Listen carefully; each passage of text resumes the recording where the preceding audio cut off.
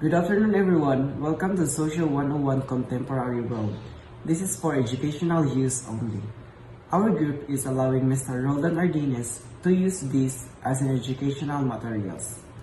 Our topic for this afternoon is all about global divides, the North and the South. The global divide often refers to as the North-South divide highlights the significant socio-economic and political disparities between the global North and the global South. This divide is not merely geographical, but it's deeply rooted in historical, economical, and political context. The global North includes developed countries such as the United States of America, Canada, Japan, Western Europe, South Korea, Australia, and New Zealand. These nations are characterized by high levels of industrialization, advanced technological infrastructure, and higher standards of living. In contrast, the Global South comprises developing countries in regions like Africa, Latin America, Asia, excluding few countries like Japan and South Korea, and parts of Oceania. These countries often face challenges such as lower income levels, higher poverty rates, limited access to education, and limited access to healthcare and political instability. So how did the global divide develop? The global divide happens because of numerous reasons, including its economics, its developed governance, and natural resource from the wars, European soil, and increasing liberty in Africa to the booming technological abilities in Japan. This one word will be an understatement to all things to come. This main reason for how the global divide developed is for the reason the colonialism and imperialism. It began in 16th century and up until now in the early 20th century. It is fundamentally shaped the global divide by creating significant economic, political, and social disparity between the colonizing nation, primarily in Europe, and the colonized region in Africa, Asia, and the Americans. So, exploitation of resources. The extraction of wealth and European powers established colonies primarily to extract resources such as gold, silver, spices, and later crops like cotton, sugar, and rubber.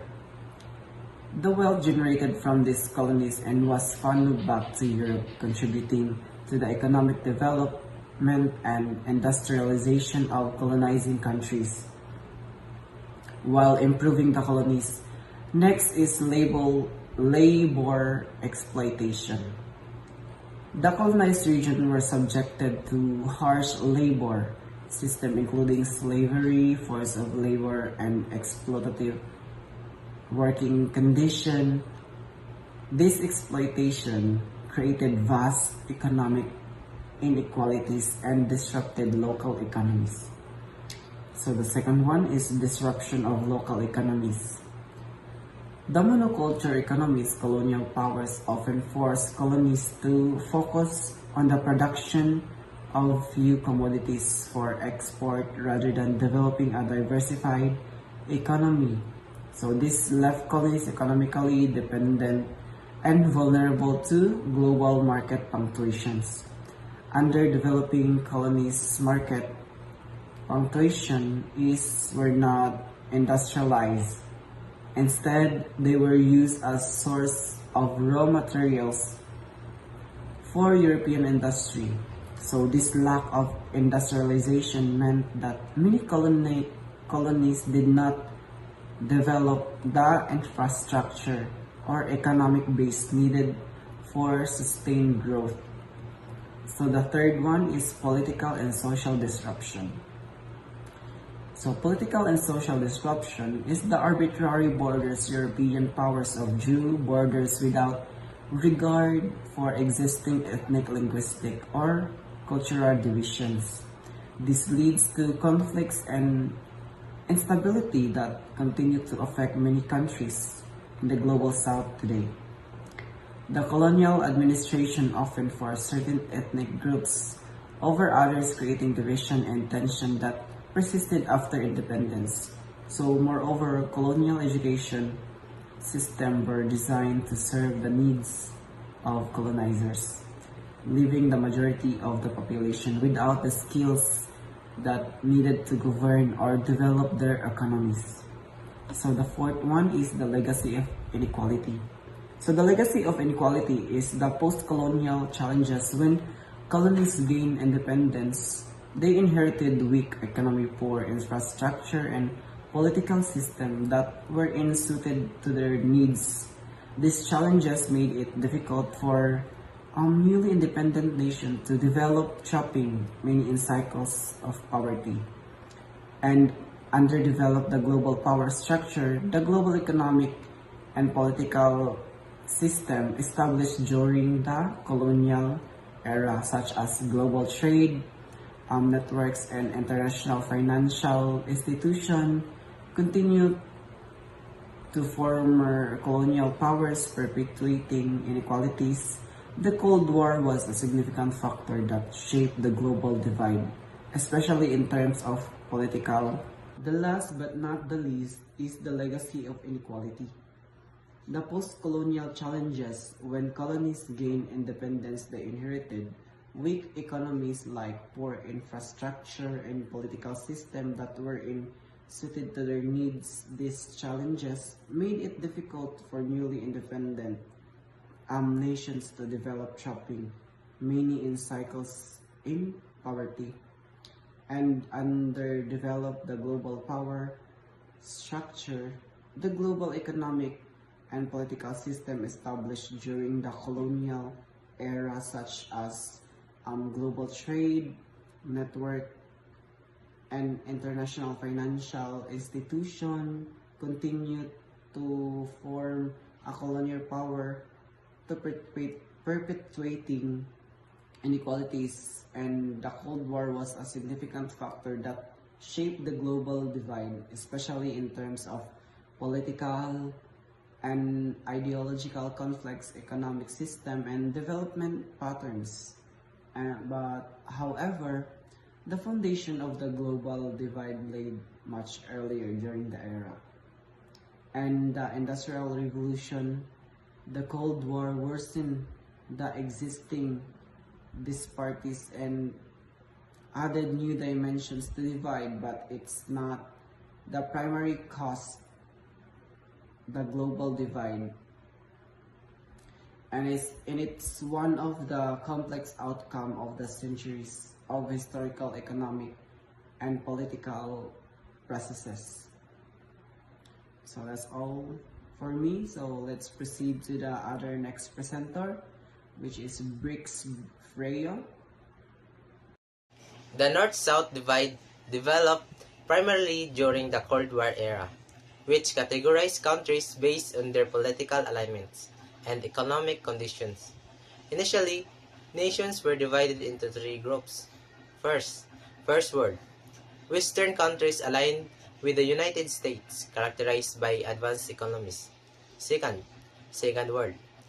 Eastern Bloc countries aligned with the Soviet Union, which were industrialized but not as affluent as the First World. Third World.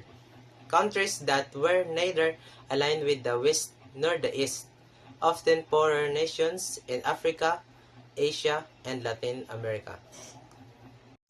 Over time, the Third World label becomes synonymous with developing countries, while the First World evolved into the global North, encompassing wealthier nations like the US, Canada, and most of Europe. The global South refers to developing countries, which face economic challenges and often rely on primary sectors exports. This divide reflects historical patterns of colonialisms, where colonized nations were left economically dependent on their colonizers, perpetuating circles of poverty and inequality despite globalization's efforts. Significant disparities in wealth and development persist between the two regions today. That's all. Thank you. Understanding the global divides the North and the South. The global North-South divide is a socio-economic and political delineation of the world, often used to describe the disparity in wealth, power, and development between developed countries in the Northern Hemisphere and developing countries in the Southern Hemisphere. This division is rooted in a complex interplay of historical, economic, and political factors. Reason of it is because of historical roots.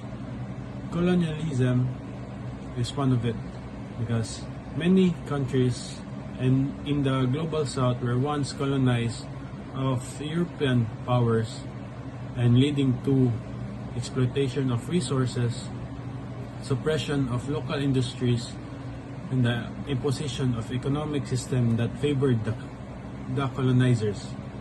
These historical legacies continue to shape economic structures and inequality today. And one of the reason of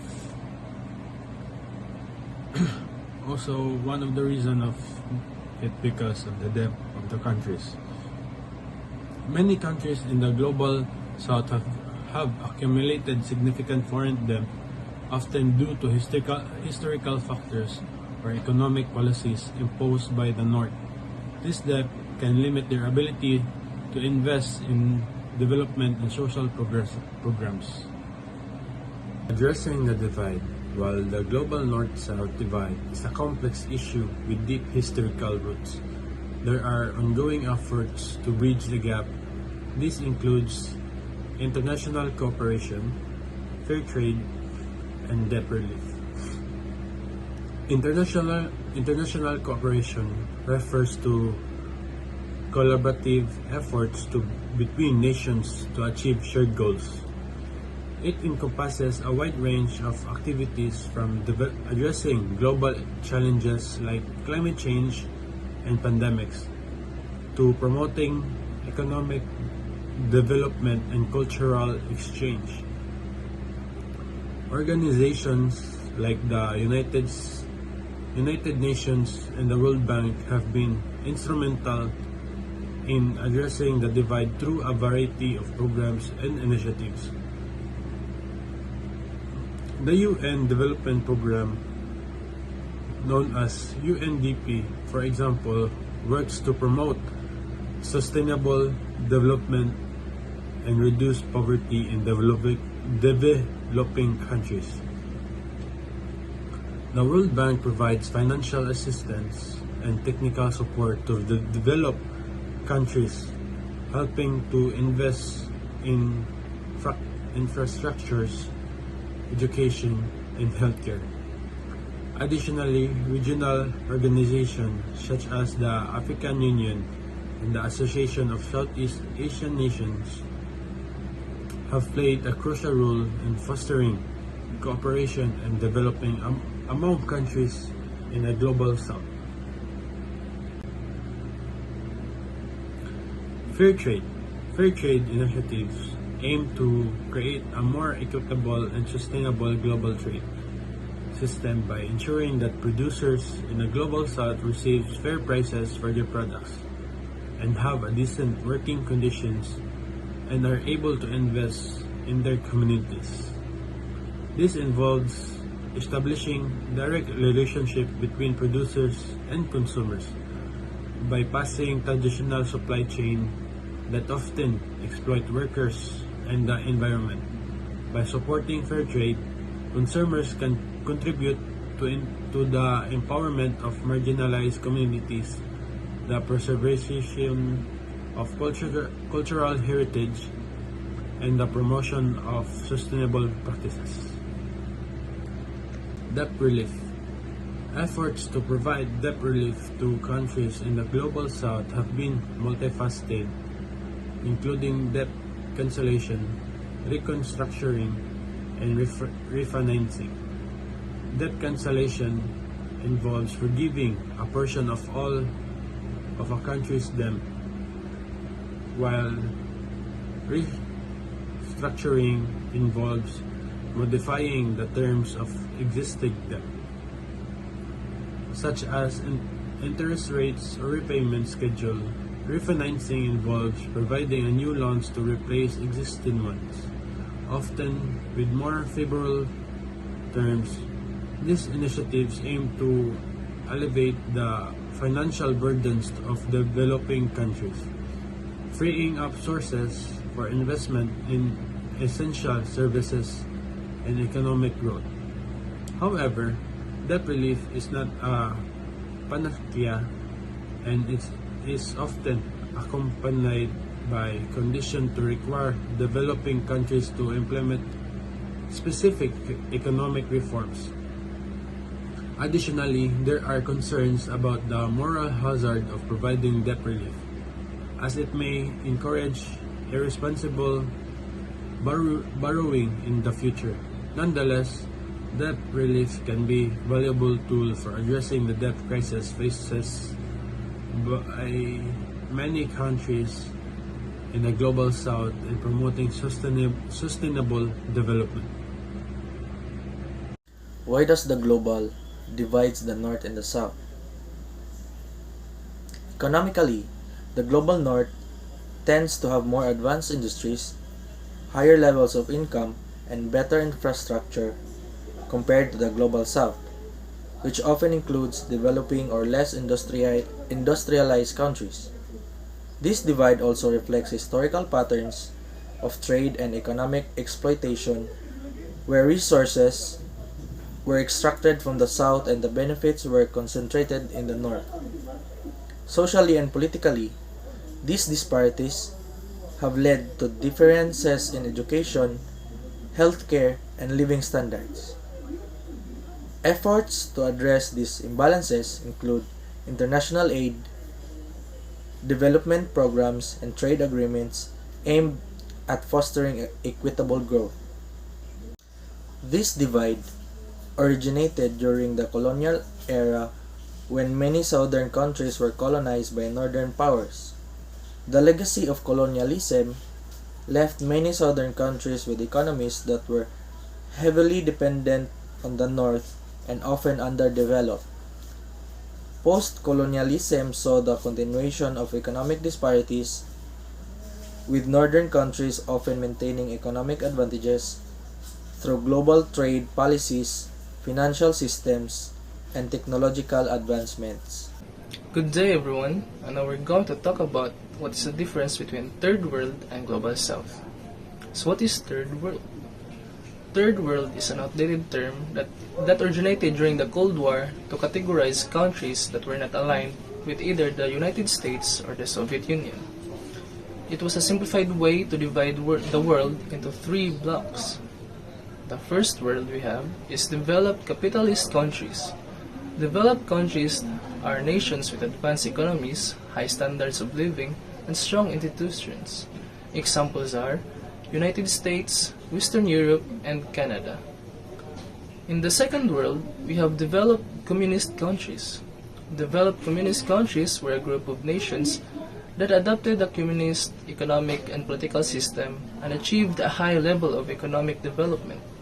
Examples are Soviet Union, Eastern Europe, and China. Now we have Third World. Developing countries are countries that are experiencing economic growth and development. They typically have lower levels of income per capita, industrialization, and infrastructure compared to developed countries. Examples are most of Africa, Asia, and Latin America. The term Third World was often used to describe countries with low levels of economic development, political instability, and social inequality. However, it has been criticized for being overly simplistic and for enforcing stereotypes about developing countries.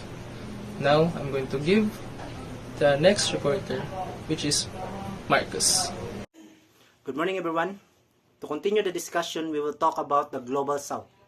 The term Global South is used to describe countries that are generally less economically developed and often located in regions like Africa, Latin America, Asia, and parts of Oceania. It serves a way to categorize countries that face various social, political, and economic challenges compared to wealthier nations. Countries in the Global South typically have lower incomes and higher poverty rates. Many rely heavily on agriculture and less access to advanced technology and education. The term highlights a history of colonialism and exploitation. Many countries in Global South were colonized by European powers, which has had lasting effects on their development. The Global South often deals with issues such as political instability, inadequate healthcare, and limited infrastructure. These challenges can hinder economic growth and development. The Global North refers to wealthier and more developed countries, primarily Europe and North America. The Global South contrasts with these, emphasizing the disparities in wealth and development. The concept of Global South encourages the countries within this group to collaborate and support each other. This is often referred to as South-South cooperation, where nations share resources, knowledge, and strategies to address common challenges. The Global South is a term that helps us understand the economic and social dynamics of a less developed countries. It emphasizes the need for solidarity and cooperation among these nations to overcome shared challenges and improve their overall well-being. So, hi guys! I am here to differentiate the term Third World and Global South. Both describe economically disadvantaged countries but differ in historical context and connotations. So, the first one is Third World, originated during the Cold War to describe nations not aligned with NATO or Soviet bloc. Initially referred to a newly independent, often poor countries, but later gained negative connotations related to poverty and instability. So the second one is the Global South, a more modern, politically neutral terms that emerged in the late 20th century. It refers countries in Africa, Latin America, and parts of Asia, focusing on a shared colonial histories and economic challenges. Unlike the Third World, it also includes emerging economies like China and India, emphasizing solidarity and potential. Thank you. The term Global South broadly refers to countries and regions that are often characterized by lower levels of economic development, income inequality, and industrialization compared to the more advanced Global North countries. This designation includes much of Africa, Latin America, Asia, and Oceania. It highlights the economic and social disparities in the global system, focusing on issues such as poverty, underdevelopment, and limited access to resources and technology. While the term is not strictly geographical, it serves to emphasize global inequities and development challenges. The difference between Global South and Third World. While they might sound similar, they have distinct origins and meanings that are important to understand. Let's talk about some background. These two terms have been used to describe groups of countries, mostly in Africa, Asia, and Latin America. However, the way they came about and what they imply can be quite different. First, let's talk about the term Third World. This phrase into use during the Cold War, a period of geopolitical tension between the Western Bloc, led by the United States, and the Eastern Bloc led by the Soviet Union. Countries that weren't aligned with either of these superpowers were labeled as the Third World. Many of these nations were still developing and were located in Africa, Asia, and Latin America. Over time, though, the Third World started to carry a negative connotation, often associated with poverty, underdevelopment, and lack of industrialization. Nowadays, it's considered outdated and even a pejorative. On the other hand, we have the term Global South. This phrase emerged in the late 20th century as a more neutral and geographically descriptive way to talk about countries that are generally located in the southern hemisphere.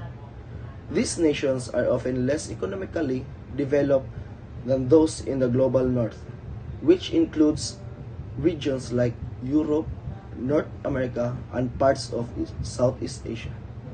Global South is considered a more modern and politically sensitive term. It emphasizes the global economic divide without the Cold War era baggage of the Third World. Additionally, it highlights the shared experiences of colonialism, inequality, and development of the challenges that many of these countries face.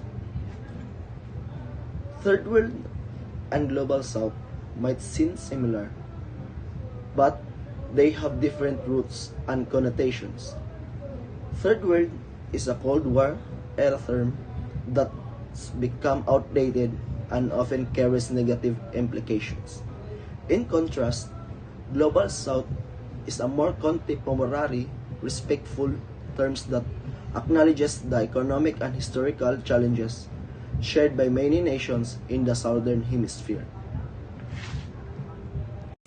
The term Global South is used to describe countries and regions that are typically characterized by lower levels of economic development, industrialization, and standard of living.